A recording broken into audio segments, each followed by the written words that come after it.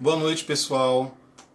Dando continuidade às lives a respeito de cultura organizacional, processos, educação corporativa, pessoas.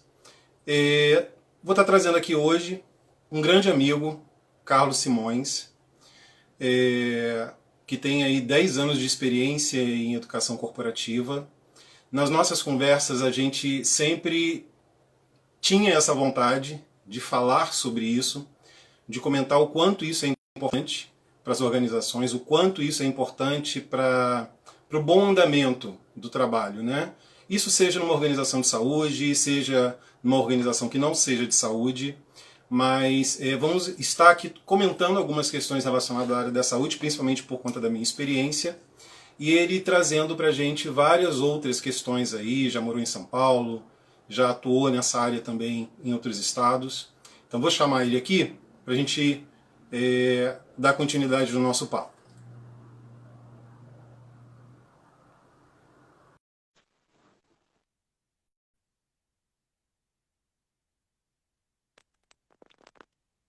Carlos, Oi, tudo Daniel. tá conseguindo me ouvir bem? Tô sim, consegue me ouvir bem?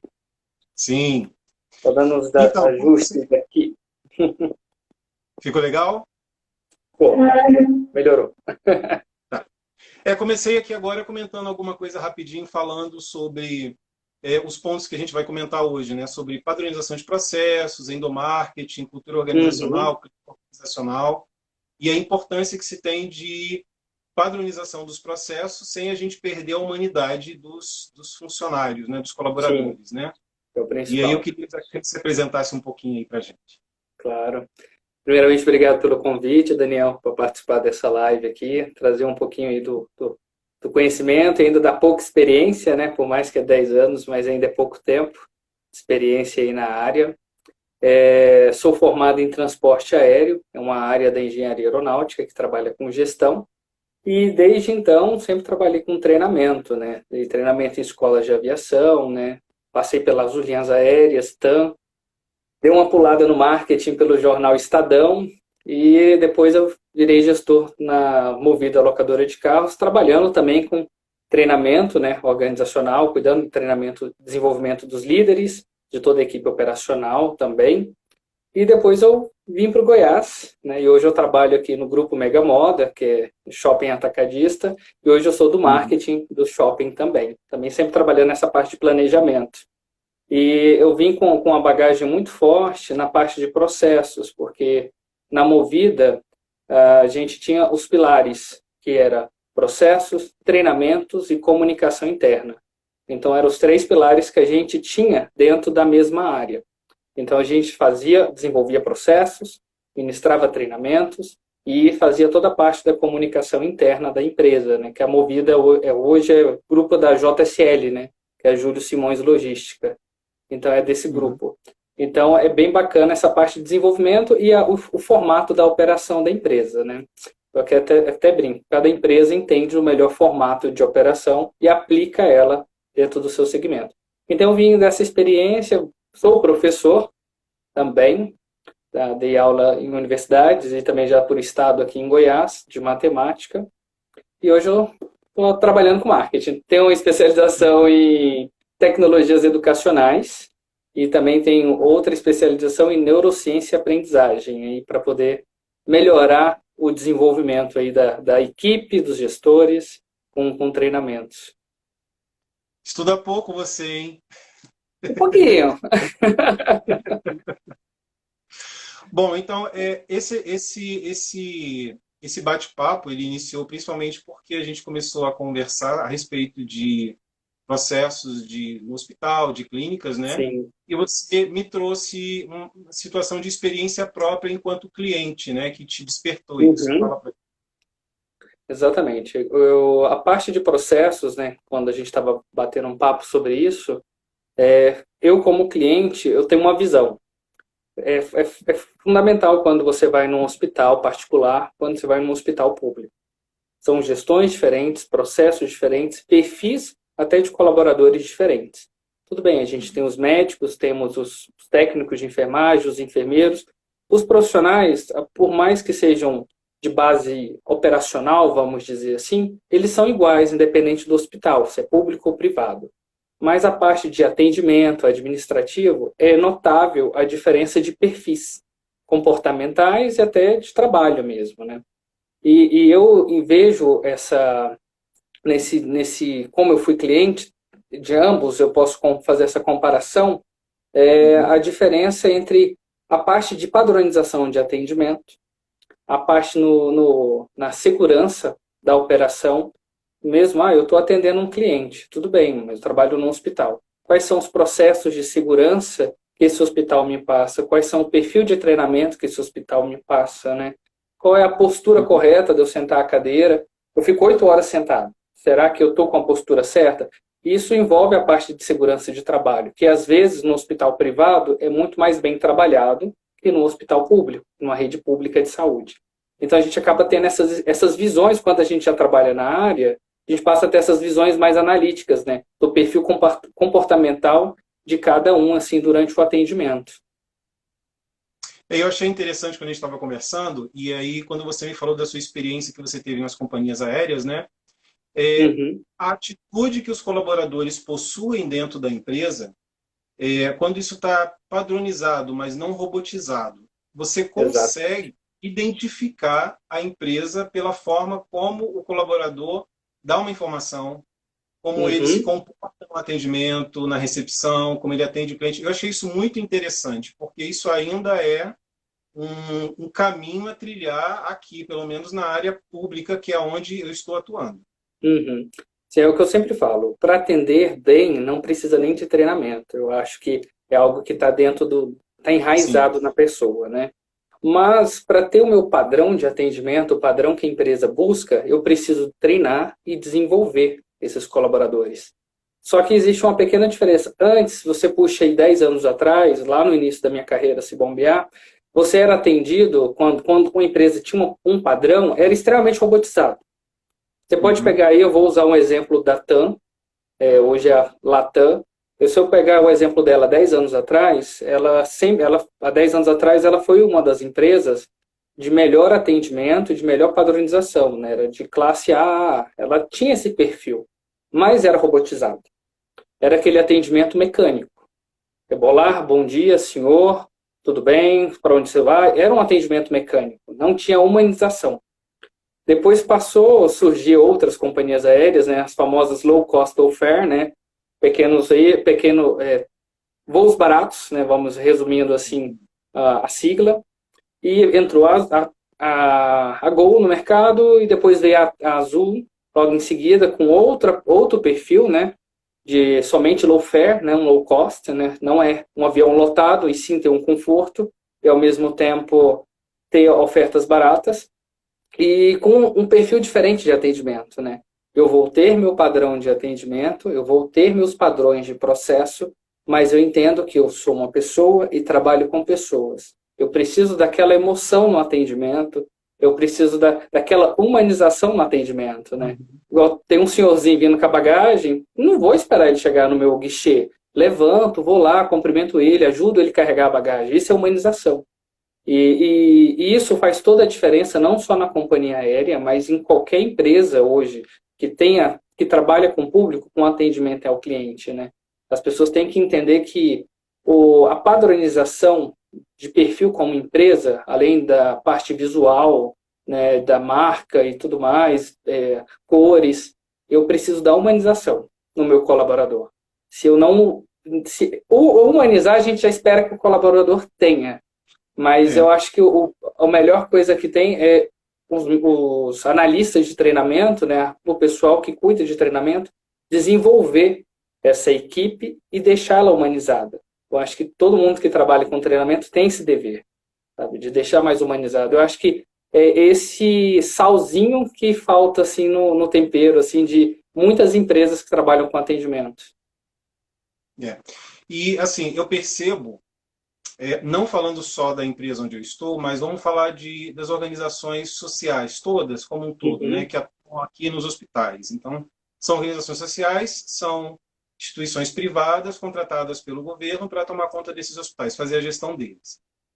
mesmo eu observo, não como uma falha, mas eu acho que como um ponto de melhoria. Eu acho que existe uma preocupação muito grande de fazer uma boa gestão de contrato, você gastar Uhum. pouco e fazer muito, né? Você Sim. atender melhor o paciente, o cliente, você dá todos os recursos para ele, mas esse ponto, que depois é até uma coisa interessante, né, que a gente vai tocar no assunto, você principalmente na questão do marketing, que é justamente entender que nós, todos os funcionários, independente da recepção, nós somos a própria cara da instituição.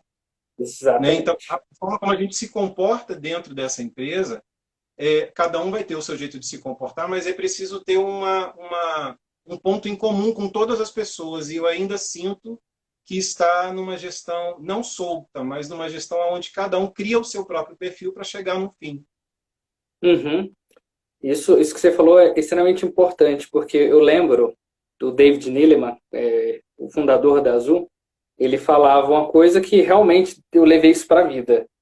Toda vez que você entra numa companhia ou numa empresa, você passa a ser o fulano de tal da Azul. Eu hoje sou o Carlos do Mega Moda, né? Eu trabalho no Mega Uhum. Moda, então a gente passa a ter o sobrenome da empresa, porque a gente veste a camisa.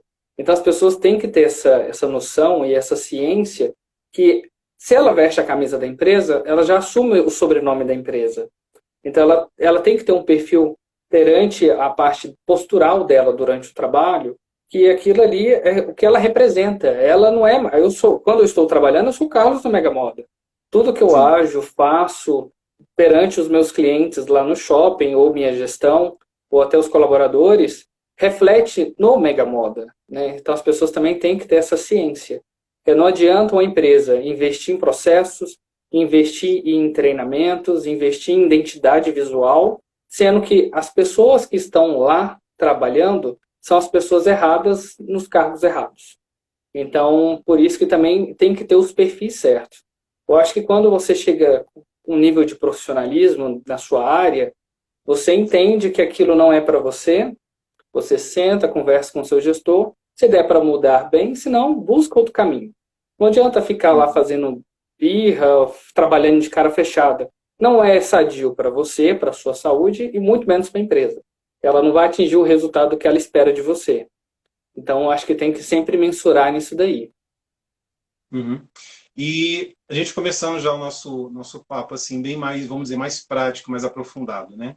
Com relação a É. processos. Começa a falar um pouquinho de processos para a gente. Vamos lá, processos. Nada mais é que é o caminho que eu quero que a minha empresa percorra. É Uhum. exatamente isso. Processos é aquela estrada que eu construo e espero que a minha empresa corra dentro dessa estrada. Vai ter os seus buracos aí nessa estrada, seus desvios talvez podem acontecer devido a alguns problemas, mas o processo, em grosso modo, para as pessoas que estão acompanhando a gente, é isso. Só que existe etapas de processo. Uma empresa que possui processos, ela vai sendo desenvolvida a... Vamos supor, a empresa começou, não tem processo. Bom, Carlos, todo dia, na hora que acaba o seu expediente, você tem que guardar essa chave naquele potinho ali. Eu já criei um processo de todo dia Uhum. fechar e guardar a chave naquele potinho. Nada mais é que eu desenhar esse processo. Para quando um colaborador eu faltar, um colaborador ter um meio de consultar e saber que a chave está sempre guardada naquele potinho. Isso é grosso do jeito que eu estou falando assim, Sim, mas as pessoas é uma questão já definida. exatamente. Mas nada mais é do que isso. Processos é eu desenhar o caminho que a minha empresa vai percorrer e nisso eu buscar melhorias. Talvez o caminho que eu. O objetivo a gente sempre sabe qual é o objetivo que eu quero atingir. E o processos é percorrer esse caminho até eu chegar nesse objetivo. Mas nem sempre vai ser processos bacanas, posso errar em processo, no desenvolvimento de processo, então eu vou adaptando, buscando melhorias de processo, melhorias contínuas de processos, né? Hoje, processos e projetos andam de mãos dadas. Para mim, Uhum. construir uma empresa, nada mais é que essa empresa passa a ser um projeto de construção da empresa. E nisso eu preciso, paralelamente, ter os seus processos. Então, eu vou trabalhar com PDCA, né, que é Plan to Check Uhum. and o Plano de Desenvolvimento e Ação, né? O PDCA, e também o 5W2H, né? O porquê vai, quanto custa. Então, a gente trabalha linhas paralelas no desenvolvimento de um projeto com um processo. Mesmo que a empresa já exista e tudo mais, toda vez que eu crio um projeto novo na companhia, que envolva custos, perfil de cliente, algo que vai ser fundamentado na empresa, eu preciso trabalhar um processo antes. Porque, assim, já que é um projeto novo, a minha equipe é nova. Mesmo que seja uma equipe antiga, mas nova naquele novo projeto, né? Talvez ninguém tenha experiência daquele projeto. Então, eu preciso ter uma fundamentação de processos baseada paralelamente a esse projeto para a gente conseguir difundir ele.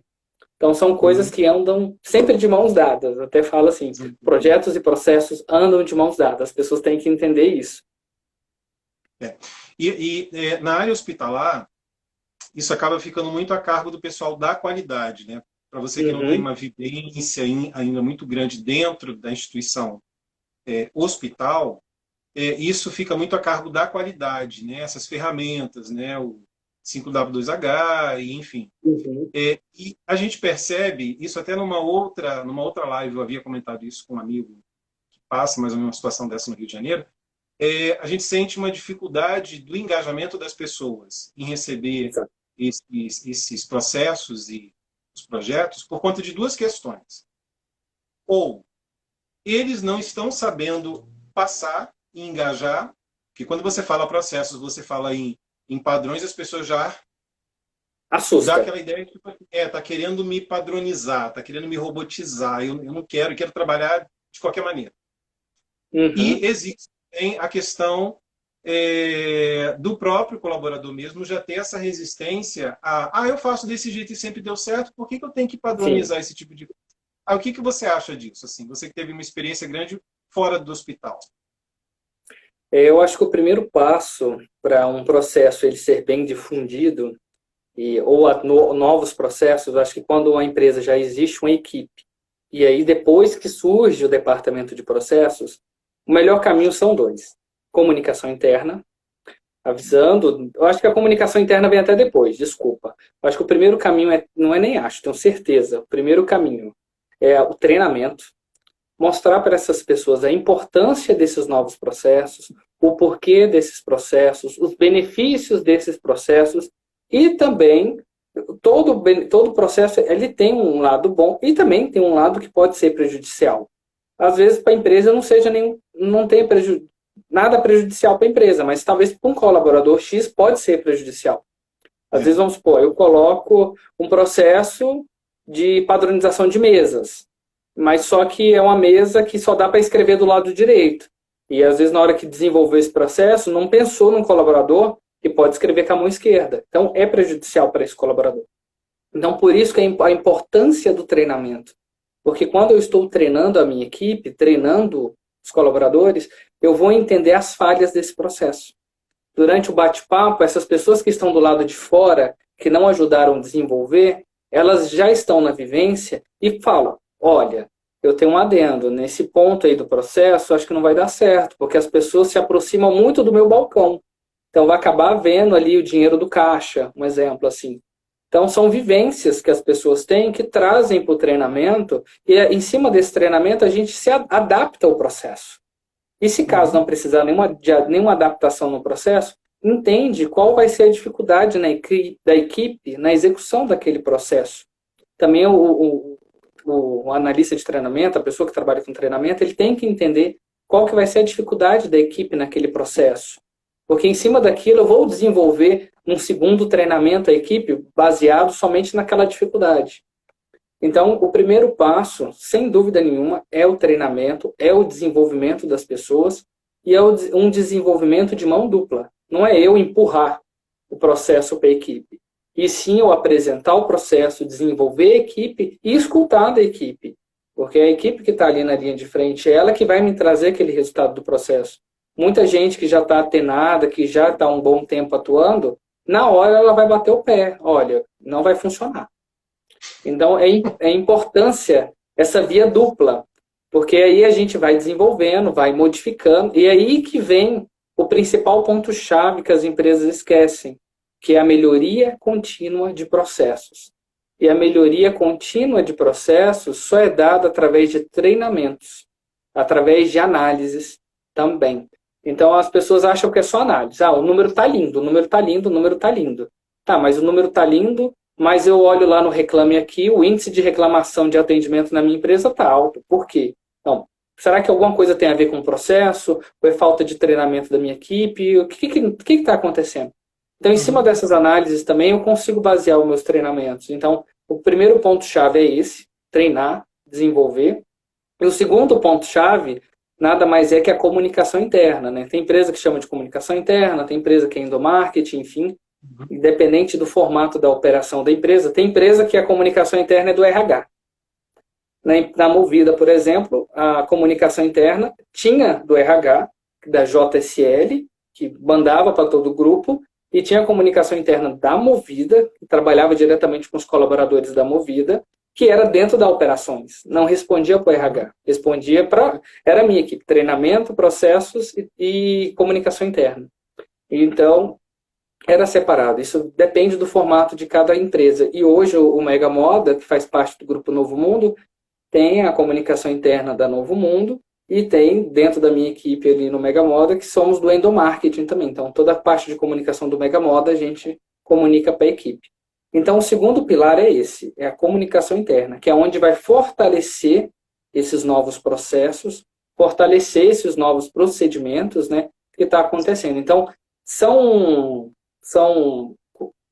duas áreas que têm que andar de paralelas e andar juntas e com uma sinergia incrível, porque se eu dou um treinamento, explico um processo e a minha comunicação interna não comunica a importância desse processo, não comunica alterações de processo, eu deixo a minha equipe no escuro.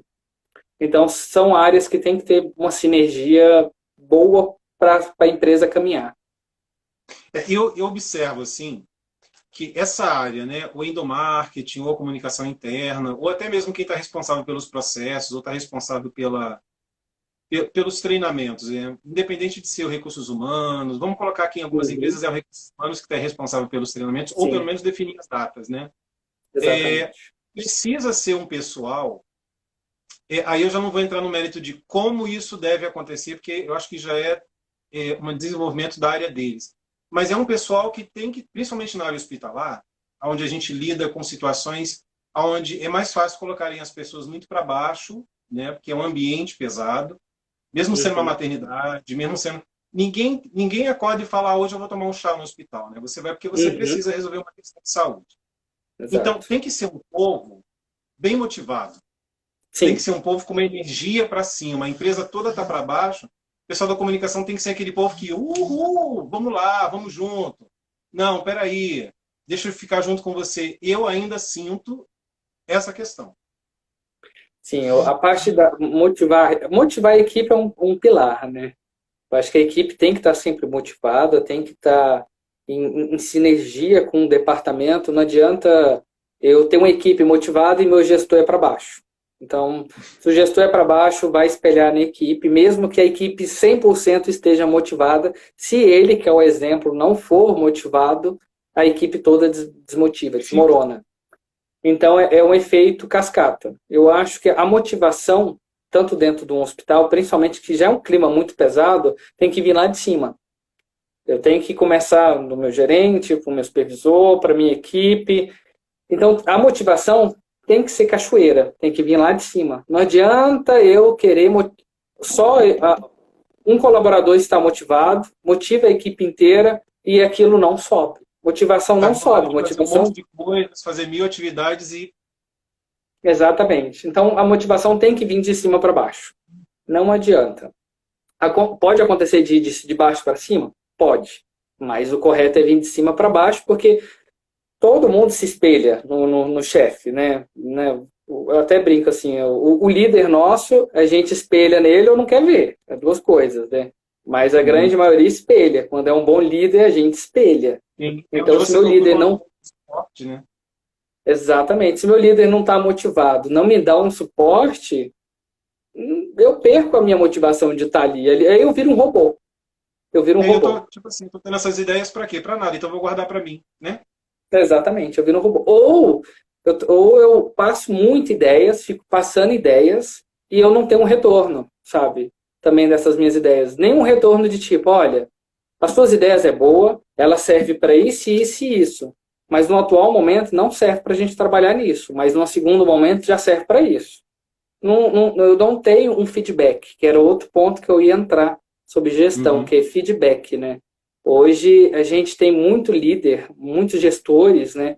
E devido a estudaram e tem MBA, mestrado, aquela coisa toda, atinge um cargo de gestão muito rápido, mas só que atinge o cargo de gestão rápido sem a experiência de gestão. O que é a experiência de gestão? Não é como gestor, e sim o ser gerido. Uma experiência de gestão é você ser gerido. Como que é seu Uhum. desenvolvimento durante a sua jornada ali de trabalho. E depois que você aprende a ser gerido, você pega esses insights do seu gestor em querer te desenvolver. Nisso, com o tempo, você consegue ser um gestor para você desenvolver os próximos que vêm, né? Sua equipe. Então, hoje, a ascensão de líderes muito rápido, a gente tem a famosa gestão no berro, que eu dou um berro aqui para ver se resolve. E não é assim que funciona. Eu já tive Pra você experiências ver com como gestão. isso, sabia? Nossa, Muito, bastante. principalmente por conta do conhecimento, assim, aí acaba se colocando as pessoas lá em cima, elas não têm, aí fala assim, nossa, ele é muito novo. Tá, mas ele é muito novo, mas pelo menos ele nem se predispôs a conhecer as pessoas, ele não trabalha junto. Exatamente. E essa gestão no grito, né, a gestão do berro, do grito, ela desmotiva, sabe? Eu acho que ninguém sai de casa para trabalhar motivado para ouvir um grito. Por mais que meu Não. colaborador tenha errado, tenha feito alguma coisa de muito errado mesmo, o correto é eu chamar ele numa sala, entender o erro, o porquê errou. Talvez o erro do colaborador foi erro meu, de não ter orientado o meu colaborador, de não ter Uhum. pegado na mão e ido ajudar, sabe? Eu tenho gestores incríveis hoje no Mega Moda, sabe? Cada dia que passa eu aprendo mais com eles, assim, e espelho muito neles. Mas eu também já tive gestores aí nesse tempo de carreira que era a gestão de berro, gestão do grito. E a gente para, ouve o grito passar, né, aquela sinfonia, dá uma respirada para não surtar e continua o trabalho. Né? E é E por isso que eu impressionante como é falo, que ainda existe isso hoje, né? É impressionante isso. eu acho que hoje existe, eu não sei, sim, né, mensurando muito o passado, né, porque ainda querendo ou não, tô um pouquinho novo. Mas eu acho hoje, mas eu acho hoje isso ainda muito forte. Por nível de conhecimento que a gente tem disponível hoje, níveis de ferramentas que a gente tem Sim. disponível hoje, eu acho ainda muita gestão de grito ainda que acontece, né? E eu vejo E a gente muitos tem todo um gestores. amparo legal também, né? Na parte jurídica, na questão de assédio, tem, e mesmo assim, isso não tem barrado algumas atitudes assim pré-históricas. É por isso que existe 4 tipos de feedbacks, Daniel. Existe o feedback positivo, o feedback corretivo, o feedback insignificante e o feedback ofensivo. Existem esses 4 formatos de feedback. Então, um gestor, quando ele já está trabalhando, já está um tempo de experiência, ele sabe muito bem desenvolver um plano de feedback. Já sabe trilhar aquele desenvolvimento de feedback. E nisso, o feedback positivo nada mais é que, né, eu exaltar o meu colaborador sobre tudo que ele desenvolveu, sobre todas as ferramentas que ele utilizou para atingir aquele resultado. O corretivo, que é o ideal, são os 2 feedbacks cenários perfeitos. É o positivo e o corretivo, que é aquele que eu vou Uhum. sentar com o meu colaborador e entender os motivos que ele não está atingindo aquele resultado. E, em cima disso, eu desenvolver esse meu colaborador para a gente juntos atingirmos aquele resultado. Eu acho que o principal perfil de um líder é entender que é juntos. Não é eu esperar do meu colaborador o resultado só. É juntos, é eu e ele e a minha equipe. Então, o resultado é único. Se vamos supor, é meta de venda. Se um colaborador do meu time não bateu a meta de venda, não é ele que não bateu a meta de venda, para mim é meu time inteiro. Porque, Isso. opa, eu deixei um ali perdido. O que aconteceu? Então, eu como um líder, eu tenho que sentar entender o porquê e corrigir. Mas corrigir da melhor forma, de um jeito sutil, de um jeito humanizado, né, se pondo no lugar dele também, como gestor. E o mais importante é fazer aquele colaborador se sentir no lugar seu como gestor também, naquele momento ali do feedback. E além desse feedback positivo e corretivo que nós gestores temos que ter com a nossa equipe, é o feedback deles para nós, como gestores. Eu já vi muitos gestores dar feedback, mas é poucos gestores que eu já trabalhei que eu já vi pedirem feedback. Você pode me dar um feedback? Claro, mas não é pedir assim em cima da hora. Marca com sua equipe, olha, semana que vem é a semana de feedback, eu quero dar um feedback em todos vocês, eu quero que vocês também alinhem, pensem, escrevam, o que vocês acham que eu, como gestor, posso melhorar. Então, semana que vem a gente vai sentar e vamos bater um bate-papo, porque isso é para a gente melhorar, é para a nossa melhoria em equipe. Então, os gestores têm que perder esse medo de ter feedback. Eu vejo muito gestor que tem medo de ter feedback. Nossa, eu tenho medo de ter feedback da minha equipe, meu Deus. Não precisa ter esse medo. Sua equipe é sua aliada, ali é junto. Então, até brinca, é sua família. Sua família fora de casa é sua equipe. Então, você tem que ter essa linha de mão dupla. Isso eu acho que está muito linkado também à cultura da própria empresa, nessa questão quando você fala do feedback. Porque, por exemplo, eu nunca tive problemas de ter o feedback da minha equipe, porque eu não consigo trabalhar se eu sei que a minha equipe é contra mim, por exemplo. Se ela, Sim. eu não consigo, a minha gestão não acontece. Ela é baseada na confiança. Então, estou falando de Exatamente. mim, né? Eu não consigo, isso me trava. Eu sinto que, tipo, o que adianta eu estou conversando com a pessoa, mas será que em algum momento, já que ela não gosta de mim, ela não vai falhar de propósito, então ela não vai se engajar porque ela simplesmente me odeia? Então, mas eu sinto que existe isso que você está falando mesmo, né? De eles até não pedirem, com medo do que o colaborador vai dizer para ele, e também alguns colaboradores preferem até que não sejam solicitados nesse tipo de coisa, porque eles também não querem, eu não quero me expor. É para falar a verdade, é para falar o que você quer, né? Mas é uma questão assim de maturidade mesmo, né? Que sempre precisa ser trabalhado mesmo, porque se não tiver... Exatamente, igual duas pessoas que escreveram, o Robert e a Samara. Né? O Robert escreveu aqui que muitos gestores não estão preparados, né, para receber um feedback, infelizmente. Isso é verdade, muitos não têm algo chamado inteligência emocional. Muitos gestores não têm inteligência emocional para receber um feedback. E muitos colaboradores têm medo de dar um feedback e o gestor marcar ele. E se o gestor marca, exatamente, e se o gestor faz isso, é a prova que ele não tem inteligência emocional. É a prova que ele, exatamente, não tem capacidade para estar ali. Começa por aí. E a Samara escreveu aqui que o feedback tem um peso negativo, né? Um peso negativo entre aspas, que não precisa ter. E isso é verdade. O feedback não precisa ter peso negativo. Ali é para a gente se desenvolver. A principal ferramenta do feedback nada mais é que desenvolvimento. Eu desenvolver a minha equipe e eu me desenvolver também. Que é aquele famoso ditado, Daniel. Acho que todo mundo, eu desenvolvo a minha equipe para ter um preparado para assumir o meu lugar. Sim. Eu sempre falo isso, gente. Eu desenvolvo as pessoas para estar no meu lugar. E eu estou ali para aprender e ser desenvolvido por elas e desenvolvido pelo meu gestor para estar no lugar dele, futuramente. Para as pessoas não ficarem engessadas, né? Eu só consigo funcionar se meu chefe estiver aqui. Gente, isso não existe. Não existe isso, gente. Se seu chefe não está aí, se transforme nele, se transforme no líder da sua equipe. É assim que a gente se destaca, é sendo líder. Mas aqui existe uma famosa ditado.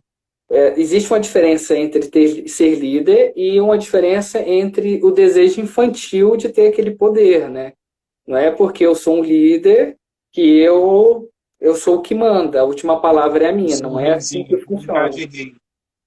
Como é que é? Eu sou reizinho, vou brincar de rei. Exatamente. Não existe. Não, aqui não é um jogo de xadrez.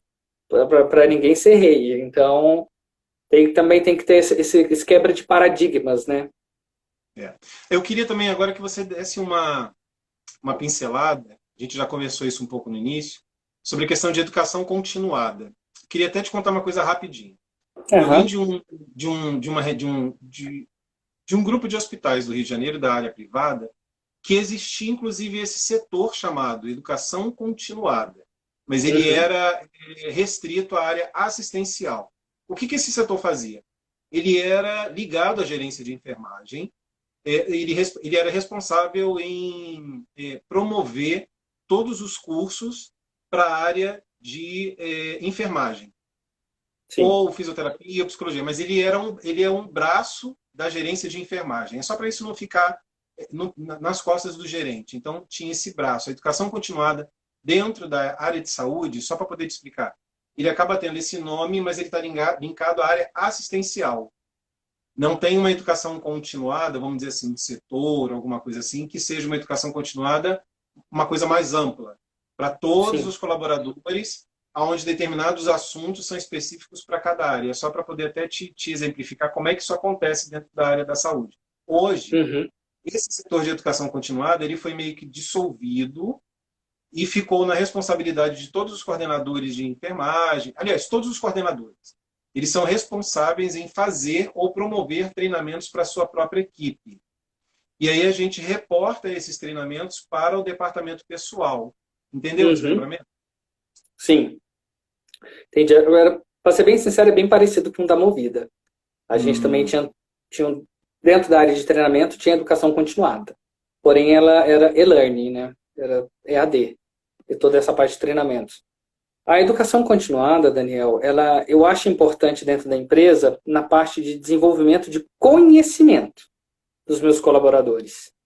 Porque assim, eu como empresa, eu tenho um departamento de atendimento, eu aplico todos os meus padrões de atendimento e treinamentos de atendimento baseado do que a minha empresa oferece como produto. Então eu tenho esse nicho de treinamento. Dentro da educação continuada, eu tenho um portal que é AD, que é o cenário hoje melhor é o EAD, nessa parte Uhum. de educação continuada. E para isso eu ofereço cursos livres dentro daquele nicho de atendimento. Atendimento a cliente com deficiência auditiva, é um treinamento. Treinamento de deficiente para clientes com cadeirantes é outro perfil de treinamento. Então eu Mas quando você começo. fala isso, desculpa te interromper, quando você fala isso, seria uma plataforma da própria empresa, seria o intranet, vamos dizer assim. E nesse intranet ela disponibiliza vídeos, treinamentos que alguns profissionais dentro da empresa fizeram, é isso? Depende. No caso da Movida, a gente desenvolvia treinamentos e em cima desses treinamentos livres, a gente tinha parceria com a escola da FGV. Então, a Hum. FGV dava o portal para a gente e a gente passava para os nossos colaboradores. Tem empresas, que igual a Azul, eu já vou puxar lá da Azul, que tem um departamento próprio de treinamento e dentro da área de treinamento, além do que o colaborador faz, existem esses treinamentos continuados para cada área. Então, vamos supor lá, eu tinha um treinamento de UMNR, que era para menor desacompanhado. Então, aquela criança que não viajava sem um pai e sem a mãe, ela ia ser atendida no check-in, então tinha um acompanhamento diferenciado, ficava em responsabilidade da companhia aérea, ficava aos cuidados da comissária durante o voo, e no desembarque voltava a ficar aos cuidados da parte da companhia do aeroporto de destino. Então existia um treinamento voltado só para esse tipo de atendimento, para os colaboradores entenderem como era aquele processo específico de documentos, entender como era aquele processo específico de atendimento, como eu ia lidar com aquela criança. E nisso eu tinha outros treinamentos para como eu embarcar uma pessoa com deficiência, como fazer o embarque com chuva. Então, a gente tinha bastante treinamento com marketing, a gente tinha um treinamento também de marketing também, tanto na parte de dress code, né, de uniforme, como se portar, se vestir, e também na parte pessoal mesmo, né, como eu seduzi o cliente, né, nessas palavras assim, né, seduzir o cliente ali para ter uma melhor experiência. Então a companhia ela desenvolvia, ela tinha a própria equipe que desenvolvia esses treinamentos. No caso da Movida, era uma plataforma externa de uma empresa terceira, né? Então isso depende do perfil da empresa e do segmento dela, né? Quando é algo muito específico, é mais interessante para a empresa desenvolver o próprio treinamento, né, a própria educação continuada, porque treinamento é aquilo, o que eu espero do meu colaborador. E educação continuada nada mais é aquele plus para o meu colaborador se desenvolver. né? E claro que a nós, como empresa, a gente divulga, passa para os colaboradores, mas a gente espera esse retorno dele, para ver o interesse Sim. desse colaborador também, né? Então a gente tem essa análise assim de retorno desses colaboradores. Porque assim, eu achei muito interessante quando você comentou, porque é uma ideia de eu sempre posso, tenho dúvidas, vou ali e acesso. Ah, Sim, falou sobre aquilo. Quer dizer, está disponível ali o tempo inteiro, ele pode ser acessado a qualquer momento. Agora, assim, só uma dúvida também relacionada a isso. O colaborador entrou e existe essa gama de treinamentos que ele precisa passar e acessar. Existia um sim. controle em relação a essas horas de atendimento? Era obrigatório? Estava descrito na política da empresa? Como é que era isso? O treinamento obrigatório dele era feito presencial, né? Na Azul era presencial. Na Movida, como a equipe era muito grande, a gente dividia por regionais, né? Norte, Nordeste, Sul, Sudeste, Centro-Oeste, né? A gente tinha as suas regionais. E dentro das regionais, a gente tinha a nossa plataforma EAD, que chama Academia Movida. E dentro dela eu tenho o meu treinamento padrão, onde o meu colaborador consegue acessar através do CPF dele e senha. Então, nisso, essa própria plataforma ela já me dá uma análise de quais colaboradores, de quais bases esse colaborador está estudando. E nisso, quando era um colaborador novo, que não recebia esse treinamento presencial, dentro da carga horária dele de trabalho, ele tinha uma quantidade de horas disponível para ele acessar o portal e estudar dentro do nosso portal EAD. Porque eu também não posso exigir que ele faça isso de casa, porque eu não sei qual que é a condição desse meu colaborador, né? Então, eu tenho que ter o bom senso, a empresa tem que ter esse bom senso dos colaboradores. Mas dentro da educação continuada, que são aqueles cursos não obrigatórios para o desenvolvimento do meu colaborador, e sim deixar ele, por interesse próprio, querer estudar, querer entender e se aprofundar, isso não era dentro da carga horária de trabalho. Ele poderia fazer fora. Então, ele faria fora do horário de trabalho para ele poder se desenvolver. Mas dentro, tirando a parte de treinamentos, que treinamento é uma coisa e processos são outras. Então, dentro das intranets, existe processo. Então, eu preciso entender o processo de como colocar o livro na estante.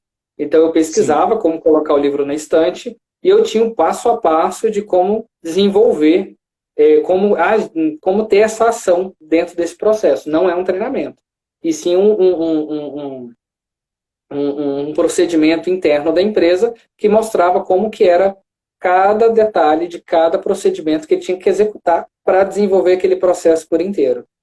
Então, também tem essa diferença aí dentro da intranet. Eu não deixava um treinamento, eu deixava os meus processos desenhados para consulta. Aí a pessoa poderia depois estudar fora da intranet. Dentro da instituição hospitalar, você tem o que é chamado de POP, mas esse nome já foi falado fora também da instituição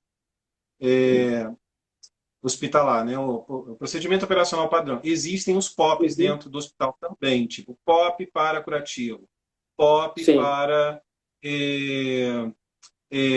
colocação de catéter na subclávia, ou catéter em punção femoral, enfim, existem esses POPs dentro da instituição hospitalar. E eles também têm a disponibilidade física, mas só para critério de auditoria, mas eles também têm como você botar isso dentro do sistema.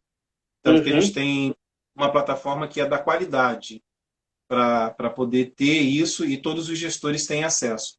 Mas a única coisa que eu ainda sinto, pelo que você falou, né, juntando a questão da educação continuada, o e-learning, seria justamente isso. Eu não somente jogar a informação.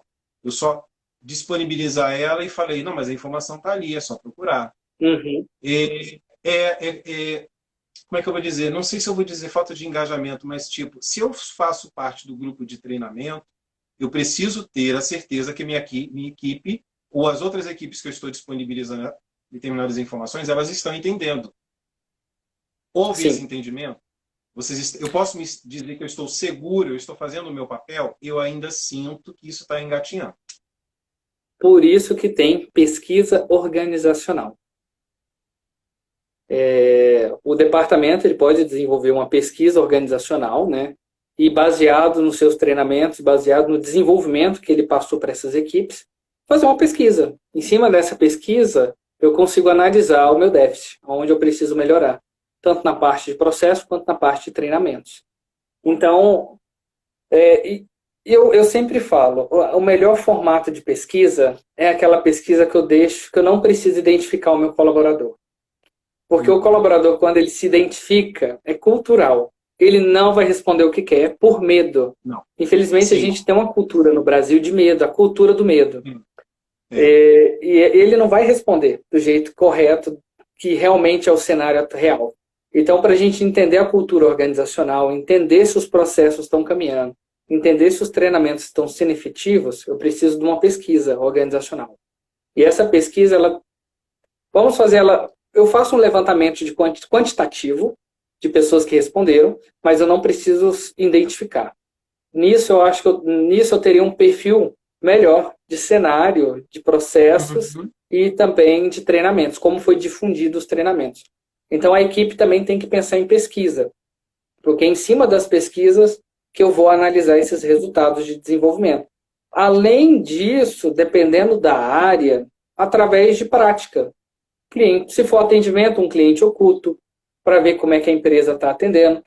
Como eu viajava bastante, né, eu uso muito o exemplo da Movida, que fiquei muito tempo nela. Hoje no Mega eu estou só 1 ano, ainda tenho muito a aprender. Nela eu viajava bastante. Então muitas pessoas sabiam o meu nome. Não, o Carlos Simões está vindo, o Carlos Simões está vindo. Mas ninguém sabia quem era eu, porque eu não era de mandar foto nem nada. E a primeira coisa que eu fazia era chegar e passar por cliente. Em todas as bases do Brasil que eu fui, eu sempre me passava por cliente. Chegava, via se o processo de atendimento era executado do jeito que era ensinado, do jeito que era passado. Só que eu não fazia isso com o intuito de punir. Não, era com o intuito de desenvolver. Se eu sei que essa base não está praticando, por quê? Deixa eu sentar com esse gestor aqui e bater um papo com ele. Então, colega, eu estou preocupado muito com os números, tá? Isso, equipe. Isso, equipe, é o primeiro ponto. Daniel, eu tenho só uma coisa a falar. Uma coisa muito importante que os gestores e as empresas têm que entender. Hoje, cada dia que passa, os colaboradores estão cada vez mais desenvolvidos. Buscam mais ferramentas de aprendizagem, buscam entender outro idioma, uma faculdade, um MBA. Então, hoje, os colaboradores estão com desenvolvimento, estão com um currículo cada vez melhor.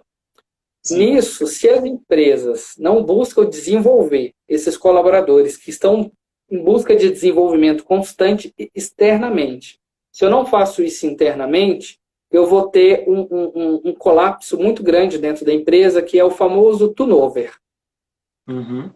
Eu vi uma pesquisa, eu puxei uma pesquisa do Sebrae, 17% do turnover, hoje em dia, é por culpa da empresa. Que a empresa mesmo que manda embora. Então, 17% parte da empresa, dos turnover. 5% é por outros motivos quaisquer. Alguma crise, algum motivo financeiro da empresa, enfim. 5% dos índices de turnover é baseados nisso. E 78% é porque os colaboradores não acreditam mais na filosofia da empresa. Então, eu peguei esses dados. Exato, eu peguei esses dados do Sebrae e eu estou comentando aqui só para entender o quanto a cultura organizacional é importante dentro da empresa, independente do segmento. Porque é através disso que eu seguro os meus colaboradores, é através disso que eu desenvolvo eles. E eu queria até uma coisa que eu queria que você pincelasse melhor, na questão do endomarketing. Porque as pessoas, no geral, elas pensam assim, eu acho até porque elas foram levadas a pensar dessa forma. Onde elas acham que endomarketing, né, ou o marketing interno, ou seja o que for, elas estão preocupadas com publicação de jornal interno. Sim. Elas se resumiram muito a isso, você está entendendo? A questão de divulgação de eventos, divulgação de coisas internas que aconteceram ou estão para acontecer na empresa. Ponto. E eu queria que você falasse mais sobre isso, porque você tem uma vivência maior de endomarketing, até pudesse trazer um pouco a luz verdadeira, né? Então, eu até brinco, Daniel, é bem diferente trabalhar em Goiânia e trabalhar em São Paulo. São perfis de empresas muito diferentes, ainda mais pelo dinamismo das cidades, né? São Paulo é muito mais dinâmica que Goiânia. Então, isso é muito natural. E é cultural também. Em São Paulo, eu vou pegar o exemplo de lá e comparar com o exemplo de cá. Não vou envolver nenhuma empresa que eu trabalhei. Estou só exemplificando os perfis de endomarketing que eu acabo vendo, estudando, lendo, que eu consigo ver o perfil goiano e o perfil paulista. Em São Paulo, o jornalzinho nem existe. Começa por aí. É muito raro você ver um jornalzinho, vamos dizer assim, de comunicação. Hoje é muito mais digital. E hoje a melhor forma de eu comunicar hoje em dia não é mais escrito. Hoje em dia. Hoje, grandes empresas hoje estão migrando sua comunicação interna. Claro que eu tenho toda a parte escrita para deixar ali como documento para as pessoas entenderem, lerem, mas eu também tenho o perfil do vídeo. É muito mais humano eu gravar um vídeo, passando um comunicado e mandando por e-mail dentro do grupo corporativo do que eu mandando um texto. Por mais que eu elabore o texto, por mais que eu faça um grid legal, um layout legal daquele texto, uma imagem que chame a atenção bem bacana, mas não é tão humano quanto eu gravar um vídeo e mandar. Quando eu gravo um vídeo e mando, deixa muito mais humanizado, eu levo para proximidade da minha equipe isso. Você né? dá corpo para aquela informação, né? Você dá Exatamente. calor. Exatamente. E em Goiânia, eu já trabalhei fora do Mega Moda, com consultoria, eu tenho uma empresa de consultoria, e eu vejo muito isso nas consultorias que eu vou dando em algumas empresas, que, na verdade, não existe o endomarketing. Existe a tabela de comunicados. A tabela de comunicados. O mural, né? É um muralzinho de comunicados. Não é um endomarketing, é um muralzinho de comunicados. Ninguém vê. Não vê, e não são informações que agregam. São informações de tipo assim, semana passada tivemos isso. Não, é importante falar o que passou? Mas o mais importante do que falar o que passou é eu deixar a minha equipe situada no que está acontecendo, no que vai acontecer. Esse é um principal pilar do endomarketing. É comunicar o que vem. É deixar a minha equipe preparada para o que vem. Vai ter uma auditoria. A melhor forma de eu comunicar a auditoria é pelo meu endomarketing, não pelo muralzinho, sabe? Então, as empresas pequenas, grandes, médias, têm que entender que o endomarketing é uma ferramenta, ou comunicação interna, enfim, é uma ferramenta de extrema importância e é o que passa credibilidade para os meus colaboradores. É o que mostra a organização da empresa, né? É o que mostra o perfil organizacional da empresa. Eu sinto esse distanciamento mesmo. Assim, é uma coisa que está muito na cara, as pessoas sabem disso. A gente mesmo passa pelo moral batido. Você não para, você não tem tempo de ficar lendo um textão. Tudo bem que algumas informações acabam ficando, principalmente na área hospitalar, você precisa que algumas informações estejam expostas mesmo, até para uma questão de auditoria, para que elas nunca digam, né? Você está disponibilizando essa informação aqui para clientes e colaboradores só no digital, mas tem clientes que vêm aqui que não tem... Daniel, eles nem almoçaram. Você está querendo cobrar esse tipo de coisa. Então, assim, existem algumas questões que ficam, tipo, como lavar as mãos, qual o processo de você poder fazer a paramentação. Precisa estar exposto. Existe legislação que cobra isso. Mas o que a gente está até conversando aqui, né, até explicando para as pessoas que estão vendo, é que a gente está falando sobre a informação disponibilizada para colaboradores, enfim, a título de mural, que isso não funciona mais. Sim. Não funciona mais. Tem gente escrevendo aqui, o que a Samara escreveu foi exatamente o que eu acabei de falar, né? O endomarketing nada mais é que a oportunidade, né, da empresa em positivar os seus rendimentos junto com o seu colaborador e deixar algo mais humano. É exatamente isso que é a ferramenta do endomarketing, né? Deixar essa proximidade entre a empresa e os meus colaboradores.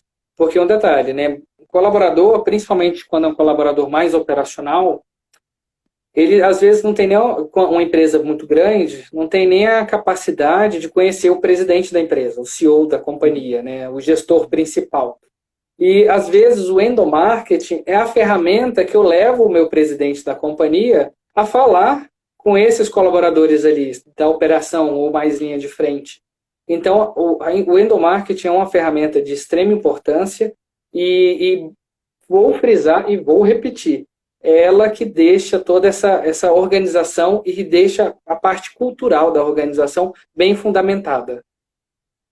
É porque quando você não sente, né, a gente estava conversando isso outro dia, quando você não sente que a instituição ela tem uma cultura forte, uma cultura de base, a sua cultura ela não é absorvida pelo hospital ou qualquer outra organização. Você se sente perdido, você se sente um ser jogado dentro de uma cultura solta que você não se prende a nada, você não se agarra em nada, né? Exatamente. E quando você consegue identificar a identidade da empresa, não só no visual, mas nas pessoas, na forma de tratar, nos treinamentos, na forma como elas circulam, é muito interessante isso, né? Eu trabalhei em uma instituição privada. Eu posso falar com relação a essa questão porque era uma instituição privada que ela ainda é. Ela tem cunho religioso. Sim. Então, você vê que esses padrões, né, religiosos e tudo, eles são de identificação marcante, gritante.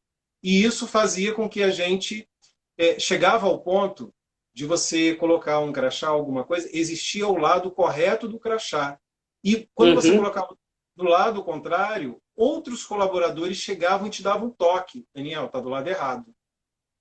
Então, isso já estava instituído na pessoa. E era muito visceral, você entende? Então, existia uma identificação forte, uma identidade se formou ali. Exatamente. Mas para isso, tenho certeza que eles devem ter um trabalho de treinamento, um trabalho de desenvolvimento dos colaboradores muito grande e não muda do dia para a noite. É algo constante, é treinamento constante, é comunicação constante, é desenvolvimento de processos constante para a gente chegar a esses resultados. Nenhuma empresa consegue ter uma cultura organizacional bem fundida com 2, 3 meses rápido. Não, é algo que leva anos se bombear, sabe? 1, 2, 3 anos.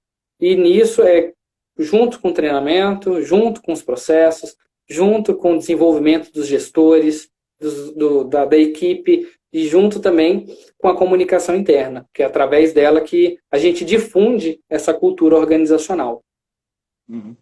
A gente está quase no finalzinho, mas eu queria que você usasse esse tempo muito rápido, a gente vai ter que fazer outras.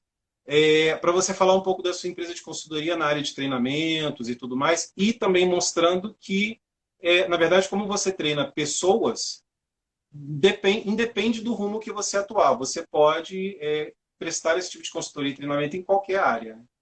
Sim. A minha empresa de consultoria ela é voltada para processos e treinamentos, né?